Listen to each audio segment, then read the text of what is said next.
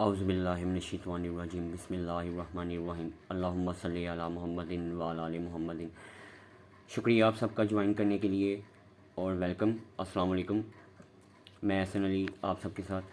آج کا جو بڑا مزیدار ٹاپک ہے وہ ہے نمبر 7، 7 آسمان، 7 زمینیں، پورٹل کسے کہتے ہیں، اور اس کو سمجھنے کے لیے بڑی ڈیپتھ چاہیے کہ ہمیں جو اس کا معنی بیان کیا گیا وہ بڑا ہی غلط بیان کیا گیا ہے، اور کچھ لوگ ابھی بھی اس کے اوپر کام کر رہے ہیں۔ میں ان کا نام نہیں لینا چاہوں گا، وہ اس کی حقیقت نہیں بتا رہے۔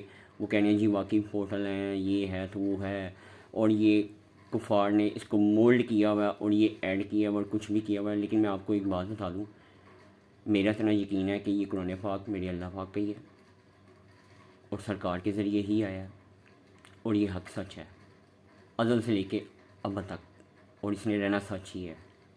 اس میں نہ کوئی ایڈ کر سکتے جا کے، ہاں اس کو استعمال کر سکتے ہیں۔ اب جیسے کہ انہوں نے کیا، انہوں نے اس کا مطلب سمجھ کے ہمیں گمراہ کیا احادیث کے ذریعے، مختلف ترجمے جو صحیح بیان نہیں کیے گئے، حقیقت بیان نہیں کی گئی، قرآن کو کبھی اردو میں اپنی زبان میں سمجھنے کا موقع ہی نہیں دیا گیا، بڑا گناہ، بڑا کفر رکھا گیا اس کے اوپر کہ آپ کر لیں گے۔ مجھے آج بھی یاد ہے جب میں نے اپنی پہلی نماز پڑھی تھی، 3-4 سال کی عمر ہوگی، میں ابا جی کے ساتھ گیا تھا، تب سے یہ سوال تھا دل میں۔ میری اماں نے کہا تھا کلمہ پڑھتے رہنا، لیکن نماز پڑھنے کے بعد میں نے ابا جی سے پوچھا، جیسے بچے پڑھتے ہیں دیکھ کے، اور جو پڑھے تھا بسم اللہ اور کلمہ، کہ مجھے تو یہ آتی نہیں، میں کیا پڑھ رہا ہوں، مجھے نہیں سمجھ آئی، تو یہ کیوں نہیں؟ تو یہ سوال سمجھ آج تک یہ سلسلہ اسی کے ساتھ جڑا ہوا ہے، اور شکر اللہ پاک کا کہ جس نے یہ دل میں بات ڈالی اور یہ حقیقت عیاں کی۔ اب 7 زمینیں، 7 آسمان، حقیقت کیا ہے؟ سب سے پہلے تو آپ دیکھیں کہ سورہ فاتحہ، کمال کی بات ہے، اس کی 7 آیات ہیں، اور یہ 2 دفعہ سرکار دو عالم صلی اللہ علیہ وسلم پہ نازل ہوئی، ایک دفعہ مکہ میں، ایک دفعہ مدینہ میں۔ اب ان 7 آیات میں 7 مقام ہیں۔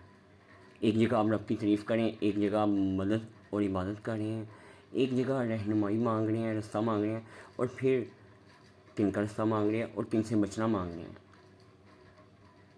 کہتے ہیں جس کو یہ کوئی بیماری ہو، کوئی مسئلہ ہو، کوئی حاجت ہو، وہ پڑھے اور قبول ہوگی۔ اس سے بڑی نعمت ہمیں تو ملی کوئی نہیں۔ پورے قرآن پاک میں آپ نے کبھی سنا ہے کہ کوئی آیت 2 دفعہ آئی ہو؟ جناب، جو ایک دفعہ آ گیا نازل ہو گیا، نازل ہو گیا، اور یہ 2 دفعہ سرکار کو آئی، ان کو تسلی، ہمت، حوصلہ دینے کے لیے۔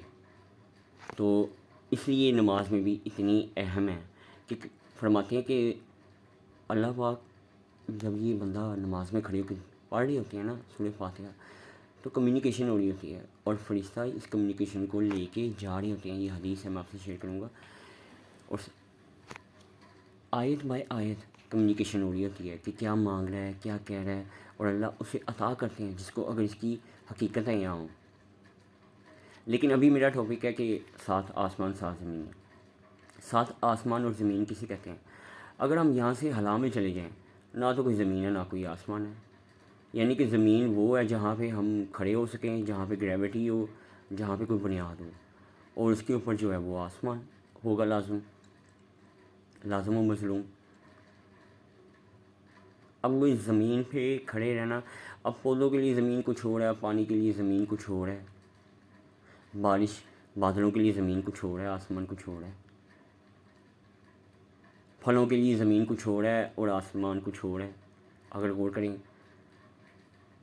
7 ایسی وہ سٹیجز ہیں جن کو اللہ پاک نے وہ 7 آسمان اور 7 زمینیں کی قرآن پاک کی روح سے، حقیقت سے، جس میں میں آپ کو آیت شیئر کروں گا 7 ریفرنس کے لیے۔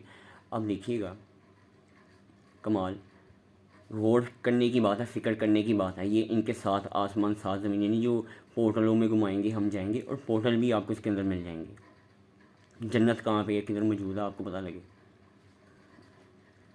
تو جناب محترم،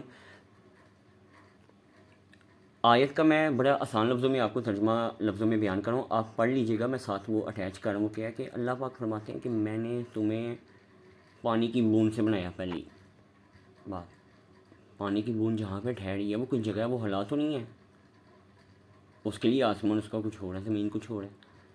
پھر میں نے تمہیں خون کی پھٹک کیا۔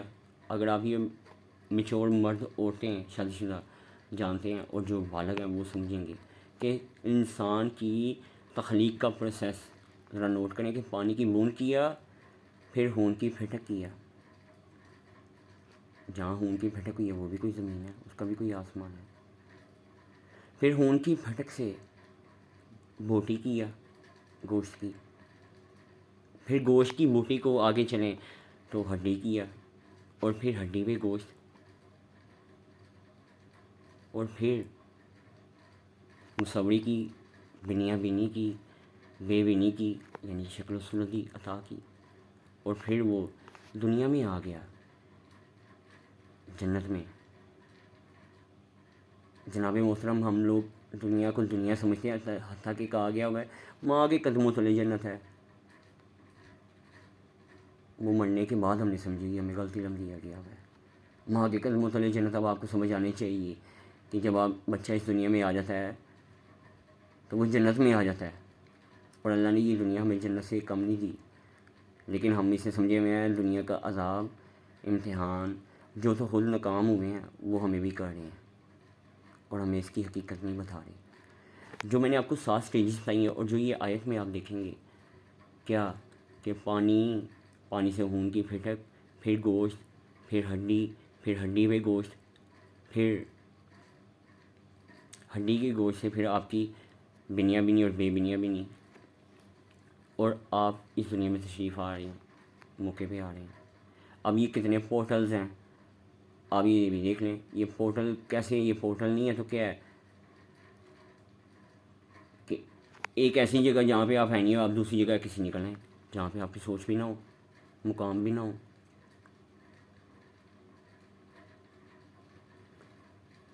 تو یہ آیت میں یہ 7 مقام دیکھ کے آپ کو سمجھ آ جانا چاہیے کہ 7 زمینیں کیا ہیں، 7 آسمان کیا ہیں، اور سورہ فاتحہ کی فضیلت۔ جب کہتے ہیں نا الحمدللہ رب العالمین، تمام جہانوں کا رب، پالنے والا، جو رب کہتے ہیں ماں کی اس کو تشبیہ دی گئی ہے کہ جو آپ کی ضرورت کے لیے شے ہے وہ آپ کو دے گا۔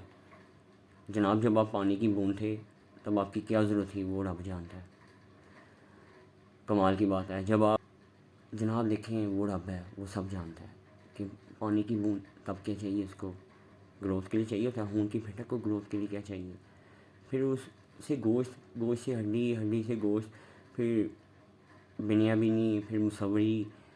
کمال کی بات ہے، یہ ہے وہ رب کی تعریف کہ رب ہے وہ تمام جہانوں کا۔ جہان عالم کو کہتے ہیں، اور عالم وقت ہوتا ہے۔